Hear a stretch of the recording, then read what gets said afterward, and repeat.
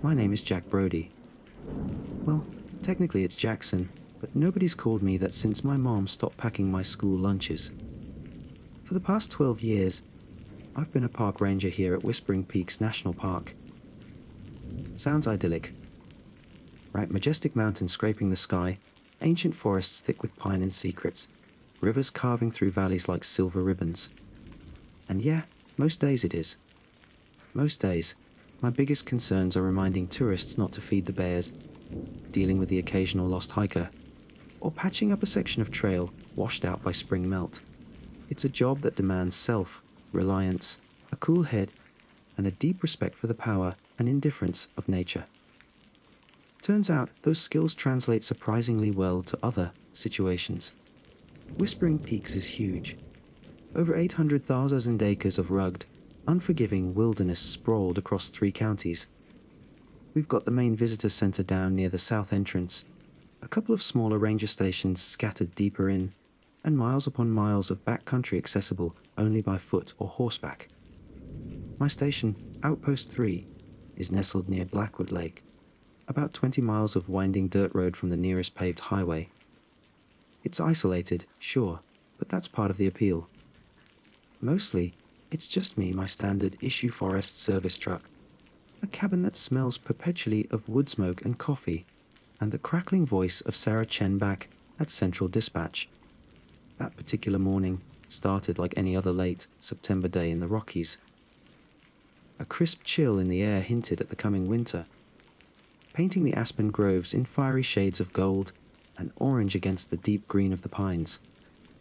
Frost glittered on the meadow outside my cabin window as I nursed my first mug of coffee, strong and black, the way I like it. The routine was ingrained: check the weather forecast, clear skies, temps dropping overnight, run diagnostics on the radio equipment static, but holding, fuel up the truck, check my gear, first aid kit, emergency rations, bear spray, multi-tool, GPS, satellite phone mostly reliable, emphasis on mostly, and, tucked away securely as per regulations, my service sidearm, a standard Glock 22. Usually, it stayed locked up unless I was heading into known bear territory or dealing with potential poachers. Little did I know how familiar I'd become with its weight in my hand. The park was winding down from the summer rush. Fewer families, more serious hikers and hunters looking to make the most of the season before the heavy snows arrived. My patrol schedule for the day was straightforward. Check the campsites around Blackwood Lake, clear a reported downed tree on the Osprey Ridge Trail, and then swing by the old Miller's Peak Fire Lookout Tower to ensure it was secured for the off-season. Standard stuff. Around 0800, I radioed Sarah at dispatch. Dispatch, this is 3, Untine 3 Alpha. Beginning patrol route, Blackwood Lake vicinity. Her voice came back, clear as usual. Roger that, 3 Alpha. Weather's holding steady. Got a heads. Up from Sheriff's Department, some reports of patchy cell service and weird radio interference down. In Havenwood Valley, east of the park boundary. Probably solar flares or something. Just keep your comms open. Copy that, dispatch. Everything's green on my end for now. 3 Alpha clear. Weird radio interference wasn't unheard of, especially in the mountains. Magnetic deposits, atmospheric conditions, solar activity, it happened. Still, a little tickle of unease brushed against the back of my neck. Havenwood wasn't that far as the crow flies, though it was a good hour's drive by road from the park's edge. The drive around Blackwood Lake was uneventful.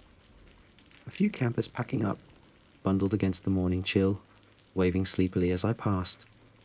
The air smelled clean and sharp, of damp earth and pine needles. I stopped at the Osprey Ridge trailhead, grabbed my chainsaw and pack, and hiked the mile or so in. The downed tree, a hefty old spruce, was exactly where the report said it was. Took me a good hour to buck it up and clear the trail. Sweat beaded on my forehead despite the cool air by the time I was done. Nature's workout plan. It was around 10:30 when I got back to the truck and radioed in the completed task. This time, Sarah's voice was slightly distorted, crackling more than usual. Old copy. 3 received report. Disturbance. Coyote Creek area. The transmission broke up badly. Dispatch, repeat last, I said, holding the mic closer, transmission garbled, more static than bursts of words. Hikers, aggressive individual. Acting erratic, requesting ranger, investigate. Coyote Creek. That was about 5 miles deeper into the park, accessible via a rough access road often used by hunters. Not a designated hiking trail, really.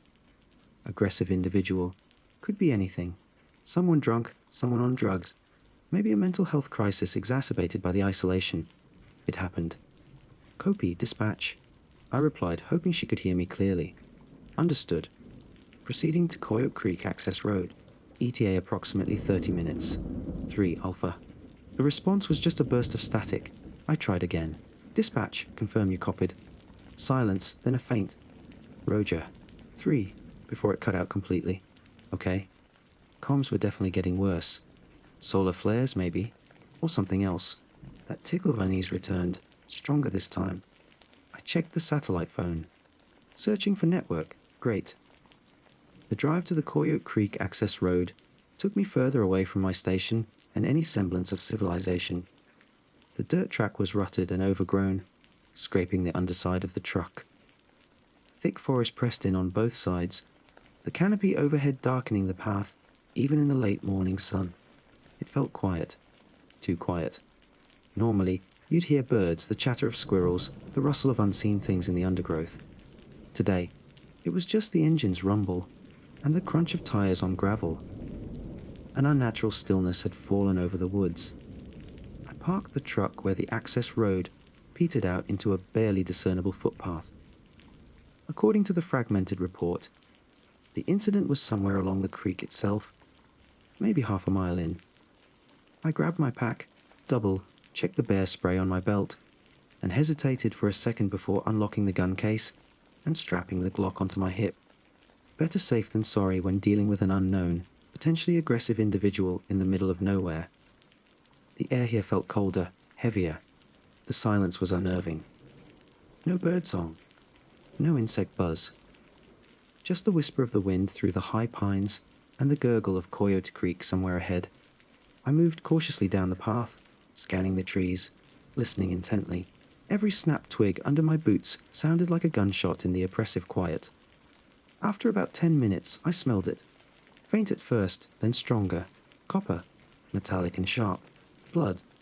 My hand instinctively went to the grip of my sidearm. I slowed my pace, moving from tree to tree, using the trunks for cover.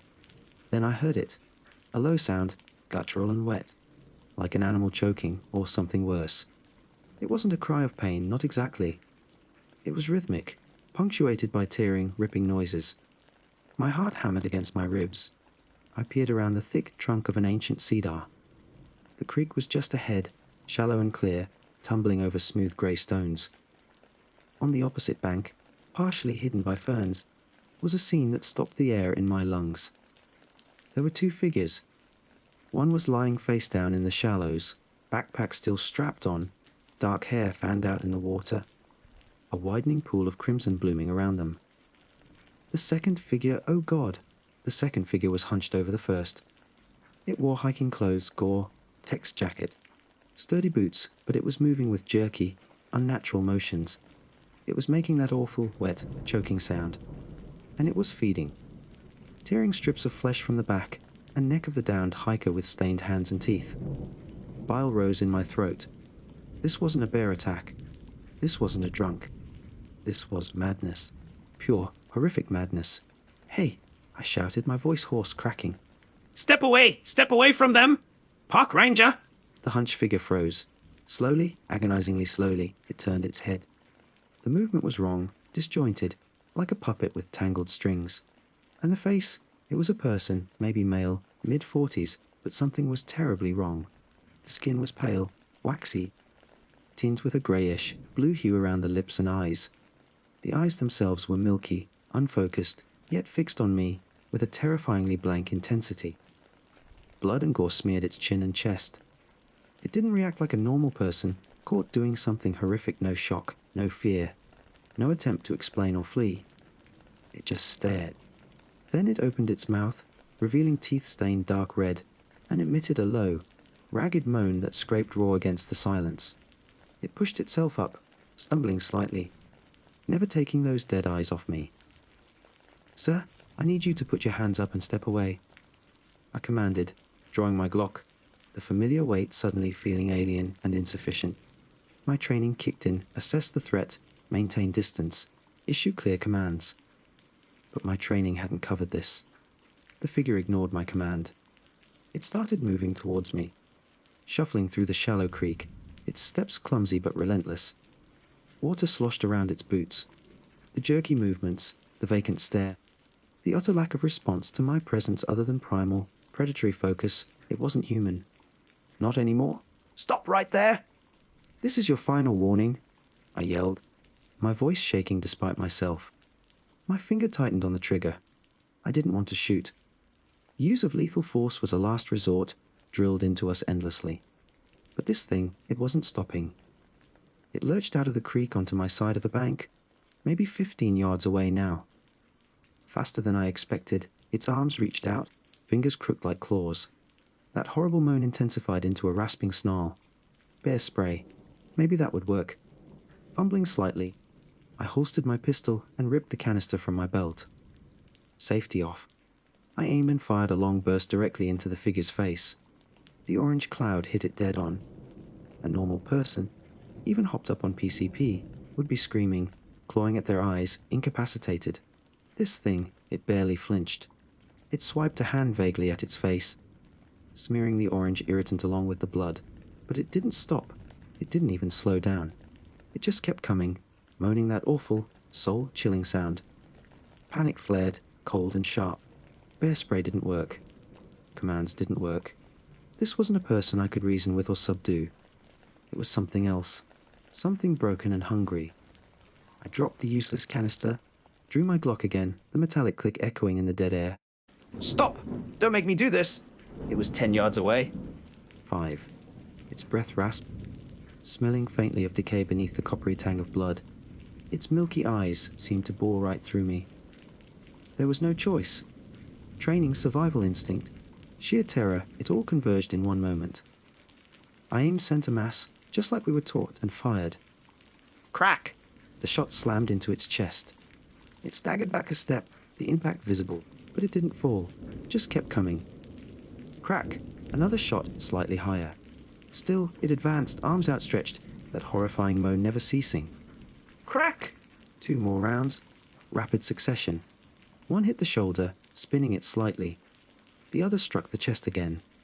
It stumbled, lurched forward, and finally, collapsed onto the mossy ground. Limbs twitching for a moment before falling still. Silence crashed back in, broken only by the gurgle of the creek and the frantic pounding of my own heart. Smoke curled from the barrel of my pistol. My hands were shaking violently. I stared at the crumpled figure on the ground, its unnatural stillness almost as terrifying as its advance.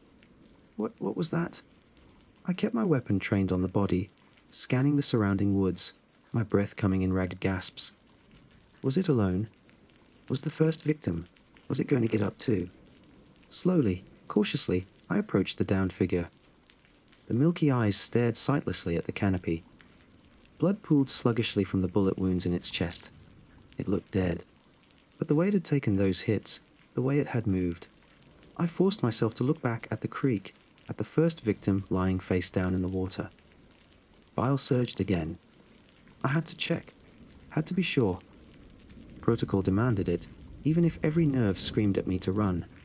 Wading into the cold water, my boots sinking into the muddy bottom, I reached the first body. With trembling hands, I gently turned it over. It was a young woman, maybe early 20s. Her eyes were wide with terror, frozen in her last moments. The back of her jacket, her neck. Her shoulders were savagely torn, bite marks. Deep, ragged bite marks. And then I saw it. A similar bite mark on the arm of the man I had just shot. Understanding, cold and terrifying, began to dawn. This wasn't just an attack. It was infectious. Like rabies, but faster, more horrific aggression. Cannibalism. Resistance to pain. The blank eyes. My radio crackled faintly at my belt. I snatched it up. Die. 3. Report, why? Incidents Park. Wide shelter place. The signal was breaking up worse than ever, cutting in and out between waves of thick static. Incidents. Park-wide. Shelter in place. This wasn't isolated. The comms failure, the weird silence, the attack, it was happening everywhere. Here, in the heart of Whispering Peaks. I looked from the dead woman in the creek to the man I'd shot on the bank. Then I looked into the deep, silent woods surrounding me. A twig snapped somewhere off to my left. My head whipped around, pistol raised. Nothing. Just shadows and trees. But the silence didn't feel empty anymore. It felt watchful. Pregnant with unseen horrors. How many more were out there? How many campers, hikers, colleagues were caught in this? Sarah's fragmented warning echoed in my mind, shelter in place. My truck felt miles away. My isolated cabin, even further. The sun was climbing higher in the sky, maybe noon now. The first 24 hours, they say, are critical in any disaster. Looking at the carnage around me, feeling the vast, suddenly hostile wilderness pressing in, I had a sickening feeling that the first few hours were just a gruesome prelude. Survival wasn't just about dealing with the one I'd stopped. It was about dealing with the ones I hadn't seen yet. And they were out there. I could feel it. The whispers in the woods were turning into screams, and I was miles from safety. With failing communications, and a growing certainty that the world had just tilted completely off its axis. The clock was ticking. The silence after the gunshots was a physical weight. Coyote Creek gurgled obliviously, washing blood downstream over smooth stones. The woman I couldn't save lay partially submerged, her vacant eyes reflecting the indifferent blue sky. On the bank, the thing I had stopped lay crumpled, its unnatural stillness a stark contrast to its terrifying advance moments before. My ears rang. The metallic tang of gunpowder filled the air, sharp and acrid, mingling with the cloying scent of blood. My hands still trembled, gripping the Glock so tightly my knuckles were white. Focus? Brody, focus. Panic was a luxury I couldn't afford. Training kicked back in, overriding the sheer, gibbering terror that wanted to consume me. A secure plan. First, the immediate threat. Was it truly down? I approached the body cautiously, weapon still raised, scanning the tree line constantly. Every rustle of leaves, every snap of a twig sent jolts of adrenaline through me. The thing, I couldn't think of it as a person anymore, hadn't moved. The milky eyes were fixed. No breath fogged the cool air. But the way it took those, 40 caliber rounds, I couldn't shake the image. Center mass shots, taught to stop a threat. They'd barely slowed it down. What would stop them? Headshot. The thought was grim, messy, but lodged itself in my tactical brain. Note for future reference, if there was a future. I wasn't about to waste another precious round confirming now. Not when the echo of my shots might be drawing more of whatever these things were. What about the victim in the creek? Protocol dictated checking for vital signs, rendering aid, but protocol hadn't accounted for this. The bite marks, the savagery, she was gone. And the risk, what if she turned? The thought sent a fresh wave of nausea through me. I couldn't linger. I couldn't help her. All I could do was get out. My radio crackled again, a burst of static ending in Sarah's fragmented voice. Isla. Station. Respond. Repeat. Ranger Taylor. Nothing coherent. Just proof that the comms were shot, park-wide. Park-wide incidents. Shelter in place. That meant this horror wasn't confined to Coyote Creek. It was everywhere. Ranger Taylor, was he okay? What about Sarah back at dispatch? The visitor center. I had to get back to the truck. Now, backtracking felt like wading through tar. Every shadow seemed to writhe with potential threats. I moved quickly but carefully, trying to minimize noise, scanning constantly, pistol held at a low ready. The half-mile back to the access road felt like 10. The unnatural silence of the forest pressed in, amplifying the sound of my own breathing, the thud of my heart against my ribs. Was that a moan carried on the wind? Or just the breeze sighing through the pines? Was that movement in the undergrowth, or just a deer startled by my scent? Paranoia became my unwanted companion. Twice I froze. Once, when a branch snapped loudly nearby, turned out to be a hefty pine cone falling. The second time, I could have sworn I saw movement through the dense trees. Flanking the path ahead, a flicker of color, something pale shambling between the trunks. I ducked behind a thick fir, heart pounding, pistol up, straining to see. Nothing. Maybe my eyes were playing tricks on me. Maybe wishful thinking. Or maybe something was there, and I'd just been lucky it hadn't seen or heard me. I didn't wait to find out. I skirted wide around that section of the path, pushing through scratchy bushes, adding precious minutes to my retreat, but hopefully putting distance between me and whatever might be lurking.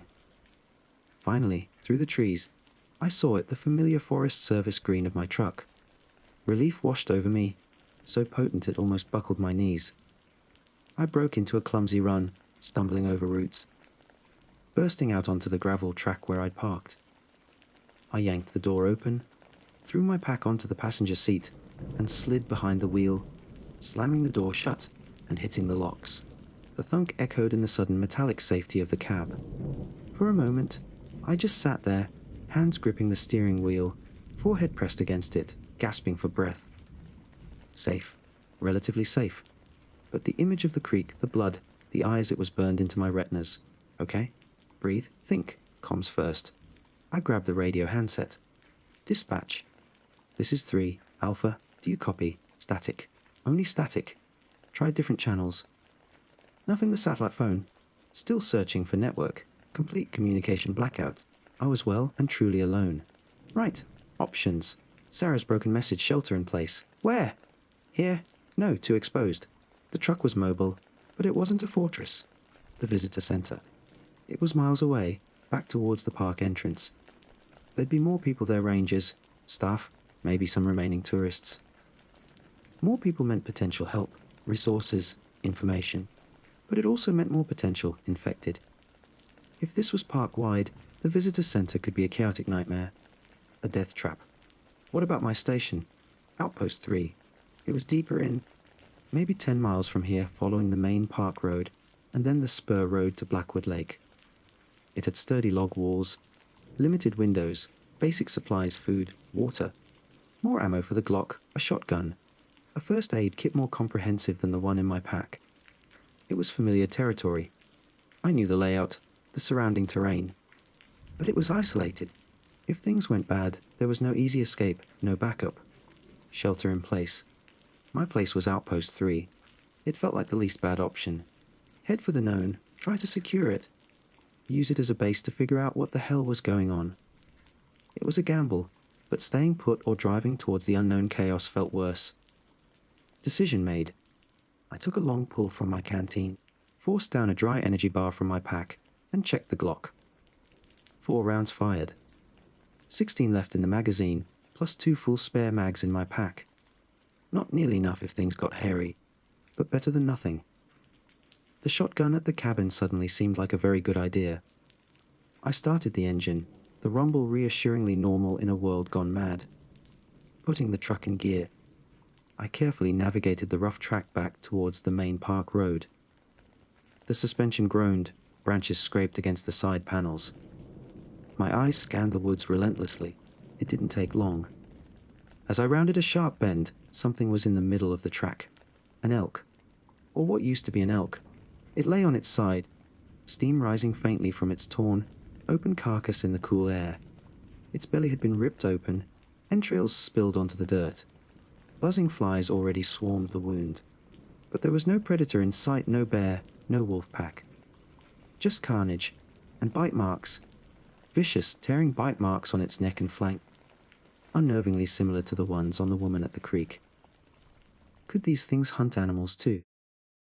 Or had the elk just been in the wrong place at the wrong time, when one of these creatures shambled past?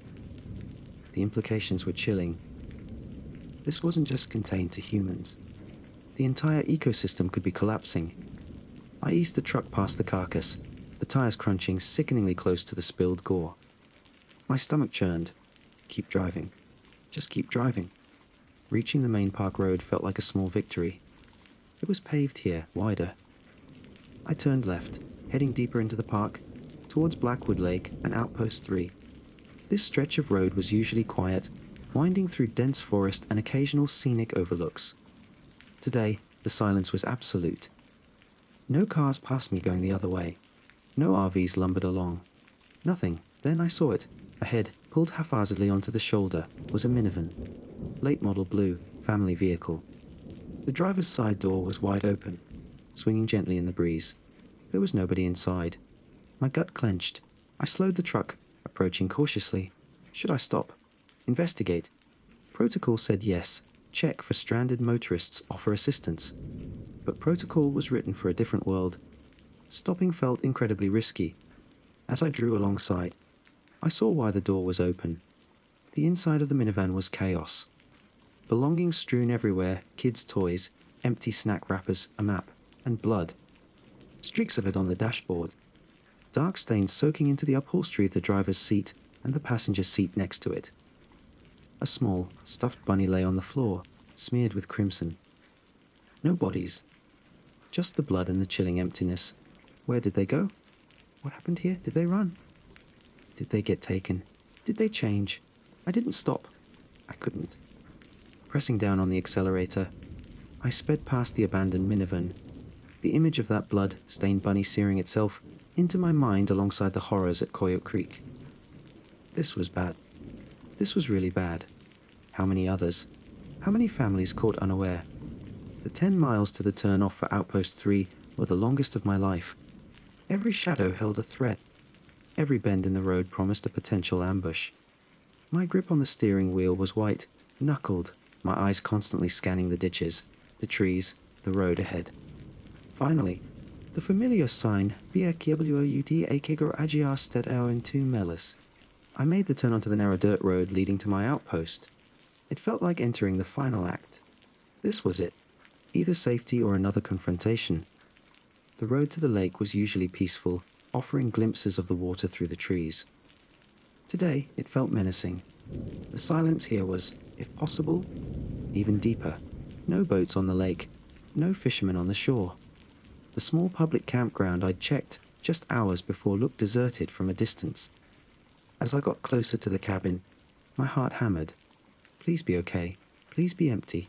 Please be safe. The cabin came into view, nestled in its small clearing overlooking the lake. Standard Forest Service designed sturdy log construction, green metal roof, a small porch. My truck was the only vehicle. No other cars, no signs of forced entry from this angle.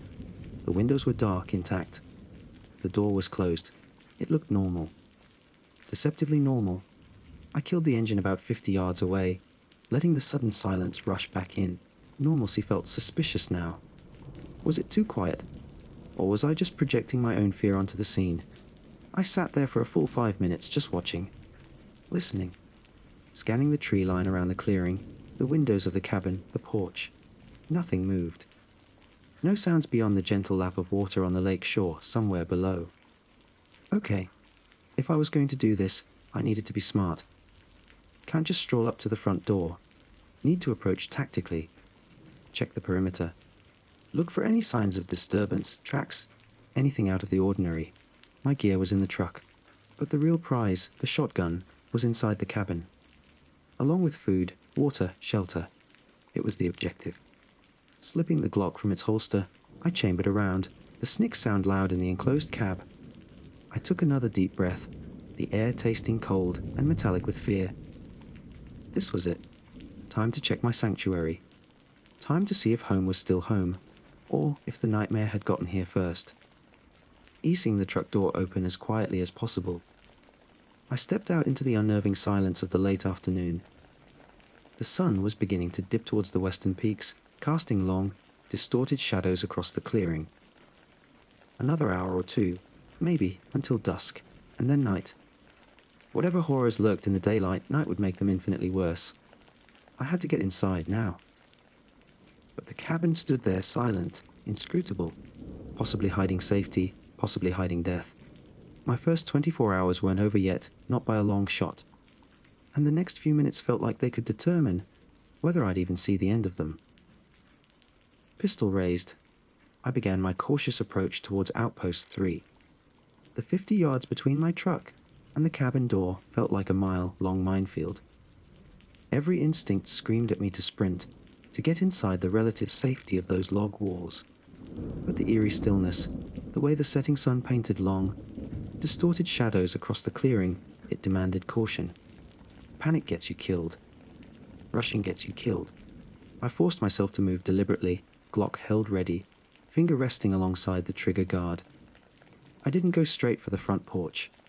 Instead, I circled wide, keeping to the edge of the tree line, using the thickening dusk for cover. My eyes scanned the windows dark, reflecting the darkening sky like vacant eyes. No movement inside. No lights. Good, or maybe bad. Maybe it just meant whoever, or whatever, was inside didn't need light. I checked the ground near the cabin walls. Footprints. Mine from this morning. Crisp in the damp earth near the woodshed. Other tracks too, overlapping mine in places. Standard hiker boot prints like mine, but scuffed, disturbed near the back door. No obvious bloodstains, thank God. But the earth looked churned up, like someone had stumbled or struggled briefly. My gut tightened. Someone had been here since I left this morning. The back door was closer to the woodshed, slightly less exposed than the front porch overlooking the lake. It had a standard lock and a deadbolt. I approached silently, pressing my back against the cold log wall, listening. Nothing.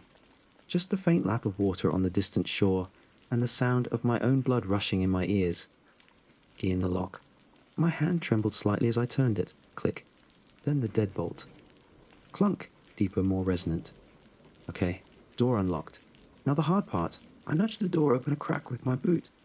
Pistol aimed into the sliver of darkness. Musty air, smelling of stale coffee, wood smoke, and something else, something vaguely metallic and wrong. I pushed the door wider, enough to slip inside, then immediately stepped to the side, pressing against the interior wall, letting my eyes adjust, listening with every fiber of my being. Silence. Deep, heavy silence within the cabin walls. My small kitchen area was directly ahead. To the left, the main living sleeping area with the desk, radio console, bunk bed, and wood stove. To the right, a small closet and the bathroom door. Small space, easy to clear, hard to hide in. Flashlight on, low beam, sweeping methodically. The kitchen counter was cluttered my coffee mug from this morning, still half full, now cold. A map spread out, route marked for Osprey Ridge. Normal. But wait, a chair was knocked over, lying on its side near the small table. And on the floor, a scattering of papers that should have been neatly stacked on my desk. Something had happened here. Quickly. Clear, I whispered to myself, advancing into the main room, flashlight beam cutting through the gloom. Desk checked. Under the bunk checked. Wood stove cold, main room clear. Closet door slightly ajar. I nudged it open with my foot, light flooding the small space. Empty, just spare uniforms, boots, some extra blankets. Clear, bathroom door closed. This was it. The last place. Heart pounding, I gripped the door knob, turned it slowly, pushed the door inward, and aimed the flashlight and pistol into the darkness. Empty. Shower curtain pulled back. Small mirror over the sink reflecting my own wide, fearful eyes. Clear. The entire cabin was clear, empty. Relief washed over me again, quickly followed by a new wave of unease. It was empty now. But the overturned chair, the scattered papers, what happened? Did someone make it back here? One of the campers, another ranger. Did they run? Were they taken? Or did they just leave in a hurry, spooked by the failing comms or something they saw? No note, no message. Just subtle signs of disruption. No time to dwell. Secure first. I bolted the back door, then moved to the front, checking the lock and deadbolt, sliding the heavy wooden bar across it for good measure. Windows next. They all had simple latches. I checked each one, ensuring they were locked tight. Heavy wooden shutters could be closed from the inside, designed more for winter storms than this. But they'd offer another layer. I secured them on all windows, except the small one over the kitchen sink, which I left cracked open just enough to see and hear, covering the opening partially with a piece of plywood I kept for patching things. Not perfect, but better than being completely blind and deaf. The cabin felt marginally safer now, a small island in a sea of encroaching darkness and unknown horror. But it also felt like a trap. If they came in numbers, these walls wouldn't hold forever. Supplies. That was the priority. I knew where everything was. In the locked metal cabinet against the far wall, the pump, Action Remington 1870 shotgun, gleaming dully in my flashlight beam, boxes of shells, buckshot and slugs, extra magazines for the Glock. Yes! The weight of the shotgun felt solid, reassuring, more substantial than the pistol. I loaded it immediately. The shuck sound satisfyingly lethal. More supplies from the pantry shelves and under the bunk, canned food, beans, stew, tuna, energy bars, a large container of potable water, plus my water filter pump for drawing from the lake if needed. Spare batteries for the flashlight and radio. Comprehensive first aid kit much better than my pack kit. An axe leaned near the wood stove. A small propane stove with a couple of fuel canisters. I took inventory mentally. Enough food and water for a few days, maybe a week if I rationed strictly. Enough ammo for a decent fight, but not a prolonged siege. Communication attempt too. I went to the main radio console on the desk. Powered it up. Static hissed aggressively from the speaker. I tried all channels, park frequencies, emergency channels, even NOAA weather. Nothing but static, occasionally punctuated by garbled bursts of noise that might have been words or might have just been interference mimicking speech. It was useless. The satellite phone, resting on the desk charger, still showed searching for network cut off. Completely and utterly cut off. The reality of it crashed down on me then, harder than before. I was alone. Truly alone. Night was falling rapidly outside, swallowing the last vestiges of light. The temperature was dropping. And those things, those creatures, were out there in the dark. The ones I'd seen at Coyote Creek. The one that might have been shadowing me on the hike back. The ones who had presumably caused the carnage in the minivan. How many? Dozens. Hundreds. Throughout the entire 800,000 acres of Whispering Peaks. I sank onto the edge of the bunk, the shotgun heavy across my lap. Exhaustion pulled at me, mental and physical. Fear was a cold knot in my stomach. What was happening beyond the park boundaries? Was Havenwood overrun? Was this statewide, countrywide, global? The questions hammered at my tired brain, finding no answers, only more fear. Sarah. Ranger Dave Taylor, whose name I'd heard faintly over the radio. The other seasonal staff. The campers I'd waved at this morning. The family in the blue minivan. Images flashed through my mind, faces, smiles, then the blank, milky eyes of the infected, the blood, the savagery. I pushed the thoughts away. Can't dwell on that. Survive first. Mourn later, if there was a later. I forced myself to eat cold beans straight from the can, washed down with water. It tasted like ash, but I needed the energy. Keep strength up. Stay alert. The cabin was completely dark now, save for the low beam of my flashlight, which I used sparingly to conserve batteries. Outside, the moon was rising, casting an ethereal, silvery light through the gap I'd left in the kitchen shutter, dappling the floor. The familiar night sounds of the forest were absent. No crickets chirping, no owls hooting.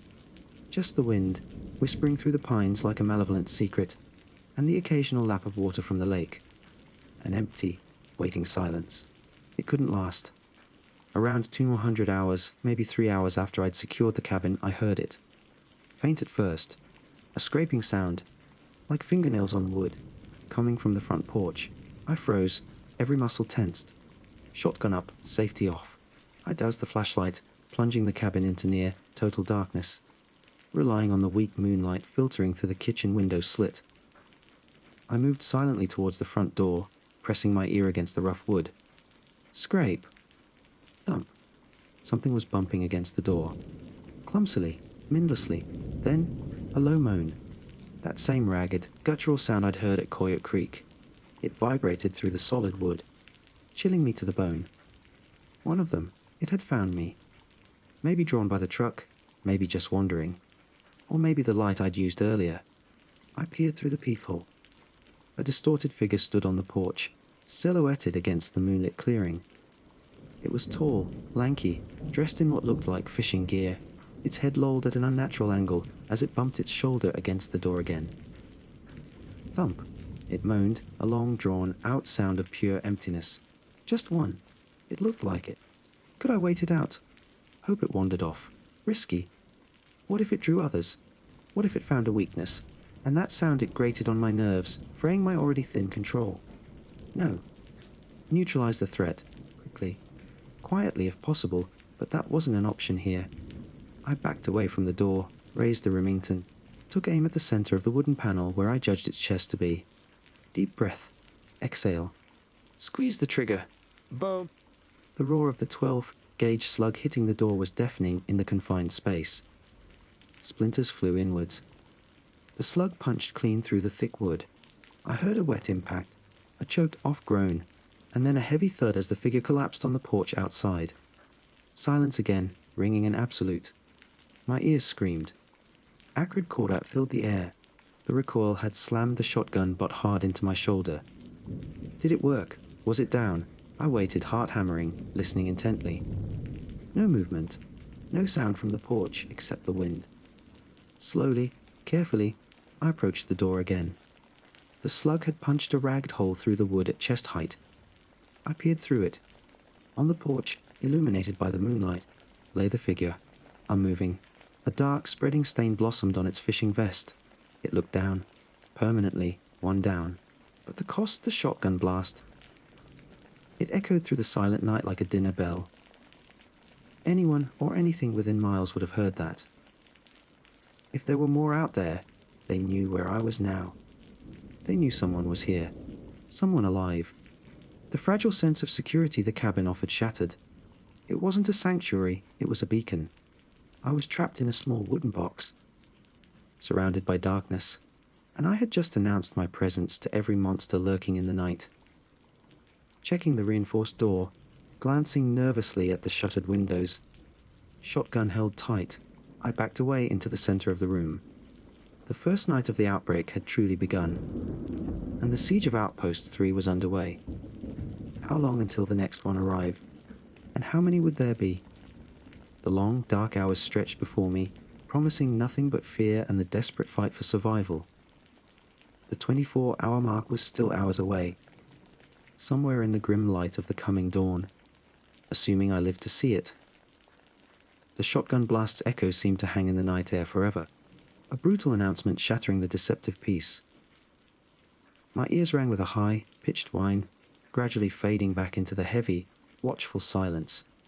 The figure on the porch was still, a dark lump against the moon, bleached wood. But I knew, with chilling certainty, that the sound had travelled far in the dead quiet of the park.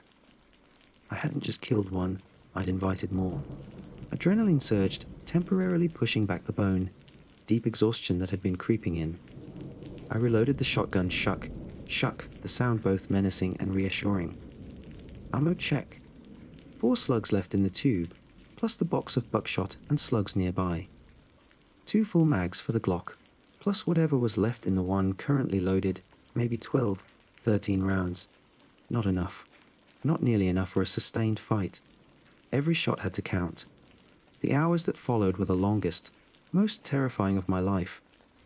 I stayed away from the doors and shuttered windows, positioning myself near the center of the main room, using the overturned table and the solid wooden desk as partial cover.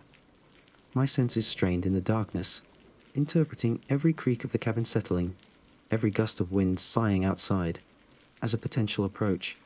The low beam of my flashlight swept the room periodically, confirming my solitude, but offering little comfort. Darkness was absolute beyond the cabin walls. Time lost meaning. Was it midnight? 2 a.m.? My body screamed for sleep, but my mind raced, fueled by caffeine residue and pure terror. Images flickered behind my eyelids, the woman at the creek, the blood, smeared bunny in the minivan, the lurching figure I'd shot just feet away, the blank eyes of the fisherman on my porch. I saw Sarah's face at the dispatch console, imagined her voice calling out, unanswered. Dave Taylor. Where were they? Were they alive? Were they changed? Guilt gnawed at me for running, for surviving when others might not have. But survival instinct is a powerful, primal force. It kept my eyes open, my ears straining, my finger near the trigger. Then, maybe an hour after the shotgun blast, or maybe 3, I couldn't be sure, the scraping started again. Fainter this time, coming from the side wall, the one facing the deepest woods. Scritch, scritch, scrape, like rats scrabbling inside the walls, but deeper, more resonant. Wood fibers protesting. I held my breath, listening. It stopped. Then started again, closer to the back door. Thump thump, a dull, rhythmic bumping. Followed by a low moan, echoing the one I'd heard earlier, but maybe slightly higher pitched. Another one. Or maybe more. I crept towards the small slit in the kitchen shutter, keeping low, shotgun held ready. Peering out, I scanned the moonlit clearing. At first, nothing. Then, movement near the woodshed. A figure, shorter this time, shambling awkwardly towards the back of the cabin. As it moved into a patch of clearer moonlight, I saw ragged clothing, maybe a hiker's gear, and the same jerky, uncoordinated gait. It joined whatever was already bumping against the back door. Now there were two. Their combined moans created a low, dissonant chorus. The scraping and bumping became more persistent. Were they trying to get in?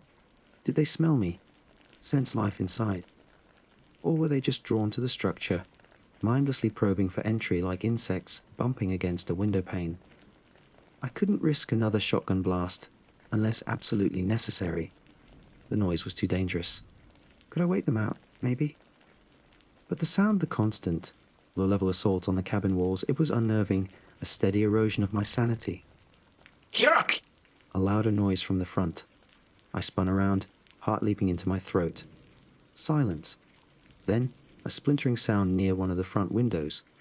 They were testing the shutters, probing for weakness. Okay, waiting wasn't an option. They were actively trying to get in now. I moved to the front window where the noise had come from. The heavy wooden shutter was vibrating slightly. I could hear muffled thuds against the outside. How many were out there now? Still just the two? Or had more arrived silently? I needed to see.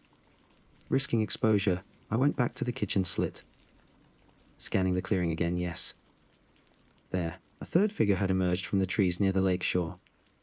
Tall, like the fisherman, lurching slowly towards the cabin, drawn by the noise the others were making. Three that I could see. My breathing grew shallow.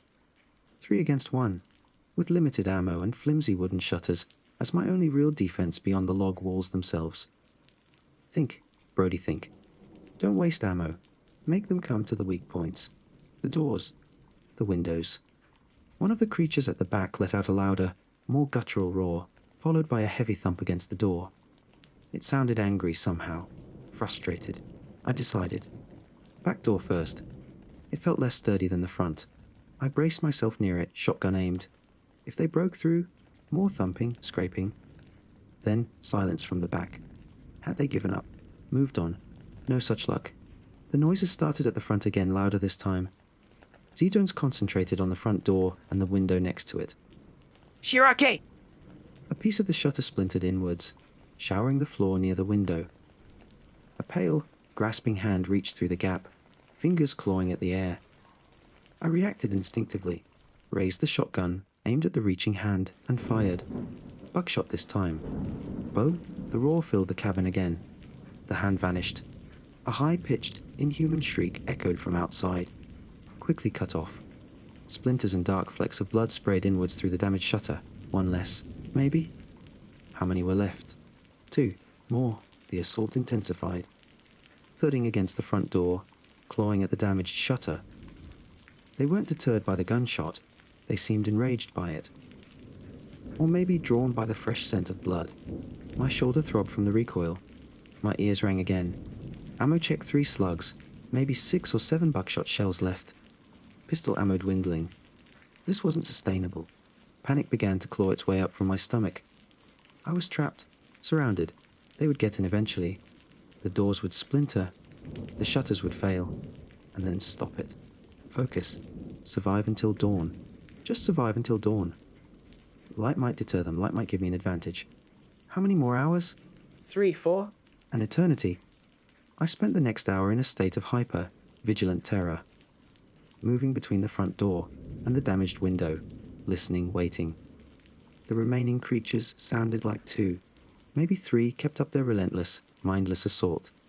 Thump, scrape, moan, thump, crack. Another piece of the shutter broke away. I fired the shotgun again, buckshot through the opening. Another strangled cry. Another spray of gore. How many left? 1, 2. The mouth was getting fuzzy, lost in the fog of fear and exhaustion. My mouth was dry, my hands slick with sweat despite the cabin's chill. I took careful sips of water, forced down another dry energy bar, trying to keep my strength up, trying to fight the encroaching fatigue that felt almost as dangerous as the things outside. My eyelids felt like sandpaper. I caught myself swaying, nearly nodding off on my feet before jolting awake, heart pounding. What felt like hours later, the assault seemed to lessen slightly. The frantic clawing eased into intermittent bumps and scrapes. The moans became less frequent, more drawn out. Were they tiring, losing focus? Or was it could it be? I risked another look through the kitchen slit. The eastern sky, visible over the far ridge, had turned from inky black to a deep, bruised purple. The first hint of dawn. Hope, fragile but fierce, flickered within me. Just a little longer. Hold on just a little longer. As the light gradually grew, filtering through the trees, painting the clearing in shades of grey, the sounds outside diminished further. One last, mournful moan drifted from near the front porch, then silence. A silence deeper and more profound than the watchful quiet from before. The silence of cessation. Had they gone? Repelled by the coming light? Or just moved on? I waited, scarcely daring to breathe, as the sky brightened, turning pale pink, then orange along the horizon. Full daylight began to illuminate the clearing. The 24-hour mark had passed. Sometime during that harrowing night during the siege, the first day had bled into the second. Slowly, cautiously, I approached the damaged front window shutter. Using the barrel of the shotgun, I pushed aside a loose piece of wood and peered out. The porch was a mess. Splintered wood, dark stains, and the still form of the fisherman I'd shot hours ago. Beyond the porch, near the edge of the trees where I'd fired the second shot, lay another crumpled figure in ragged hiker gear. Further out, near the woodshed, barely visible, was a third dark shape on the ground. 3 down. Confirmed. Were there others? Any lurking just beyond sight? I scanned the clearing, the tree line, the path leading to the lake. Nothing moved. The horrific night seemed to have ended as strangely as it began. Leaning heavily against the wall, the shotgun suddenly feeling impossibly heavy, I slid down until I was sitting on the floor. I had survived. Through sheer luck, adrenaline, and dwindling ammunition, I had survived the first night. The first 24 hours. But the relief was temporary, fragile. Looking around the small, dark cabin, the splintered door, the damaged shutter, the spent shell casings littering the floor, I knew this wasn't over. It was just the beginning. The sun was climbing, bathing the tortured landscape outside in the clean, bright light of a new day. Day 2. Whispering Peaks was still vast, still beautiful in a terrifying way, but it was no longer a sanctuary. It was a hunting ground, and I was still trapped within it. My outpost was compromised, my ammo dangerously low, my radio silent. The world I knew had ended sometime yesterday between my morning coffee and the first screams at Coyote Creek. A new, brutal reality had dawned. What now? Stay here? Risk running out of supplies. Risk another siege tonight. Try to make it to the visitor center, hoping for answers or other survivors, but potentially running into overwhelming numbers. Head for Havenwood, the town outside the park where the first weird reports came from. Was that ground zero? Too many questions. No easy answers. All I knew for sure was that I was alive. And in this new world, that was everything. And nothing. The fight for the next 24 hours had already begun. I pushed myself to my feet, the aches and pains of the night making themselves known. Time to check the bodies, salvage anything useful, and make a plan. Survival was a minute-by-minute proposition now,